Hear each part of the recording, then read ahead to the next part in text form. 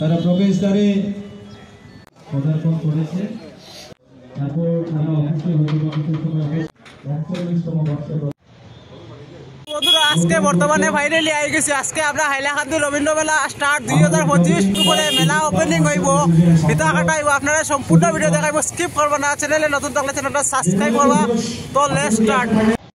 অত্যন্ত সম্মানিত প্রাক্তন মন্ত্রী তথা হাইলাকান্দি রবীন্দ্র মেলার সম্মানীয় সভাপতি শ্রীযুক্ত গৌতম রায় মহাশয়, প্রাক্তন বিধায়ক রবীন্দ্র মেলার সম্মানীয় কার্যকরী সভাপতি শ্রীযুক্ত রাহুল রায় মহাশয়, তারা প্রবেশদ্বারে যে ফিতা কেটে তারপরে প্রবেশ করবেন।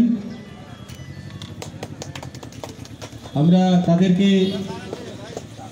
সবার পক্ষ থেকে আমন্ত্রণ জানাচ্ছি। আমরা এখন তাদেরকে অনুরোধ করব মাননীয় গৌতম রায় এবং মাননীয় রাহুল রায় মহাশয়কে আনুষ্ঠানিকভাবে রবীন্দ্র মেলার পতাকা উত্তোলন, রবীন্দ্র মেলার প্রতিষ্ঠাতা সভাপতি প্রাক্তন বিধায়ক প্রয়াত সন্তোষ কুমার রায় মহাশয়ের আবক্ষ মূর্তিতে মাল্যদান, বিশ্বকবি রবীন্দ্রনাথ ঠাকুরের আবক্ষ মূর্তিতে মাল্যদান করার জন্য মাননীয় গৌতম রায় মহাশয়, মাননীয় রাহুল রায় মহাশয়কে অনুরোধ জানাচ্ছি। এবং সঙ্গে রয়েছে আমাদের হাইলাকান্দির বিশিষ্ট অতিথিবৃন্দ, তাদেরকে সবাইকে আমরা স্বাগত জানাচ্ছি রবীন্দ্র মেলা পরিচালন কমিটির পক্ষ থেকে। আমরা যারা মেলায় আগত, যারা দর্শনার্থী আসবেন, আমাদের তাদেরকে অনুরোধ জানাচ্ছি রবীন্দ্র মেলার মঞ্চের সামনে চেয়ার আছে, সেখানে এসে আসন অলঙ্কৃত করার জন্য সবাইকে পদার্পণ করেছে। তাই আজকে আমরা সবাইকে অনুরোধ জানাচ্ছি এই উদ্বোধনী অনুষ্ঠানটি সর্বাঙ্গ সুন্দর করে তোলার জন্য।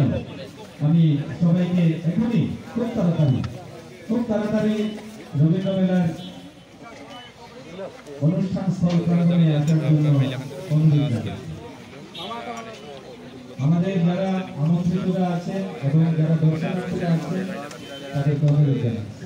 ইতিমধ্যে মাননীয় গৌতম রায় মহাশয় এবং মাননীয় রাহুল রায় মহাশয় আনুষ্ঠানিকভাবে পতাকা উত্তোলন করে বিশ্বকবি রবীন্দ্রনাথ ঠাকুরের নামাঙ্কিত রবীন্দ্র মেলা তাই কবিগুরুর আবক্ষ মূর্তিতে মাল্যদান করেছেন এবং প্রয়াত প্রতিষ্ঠাতা সভাপতি প্রাক্তন বিধায়ক সন্তোষ কুমার রায়ের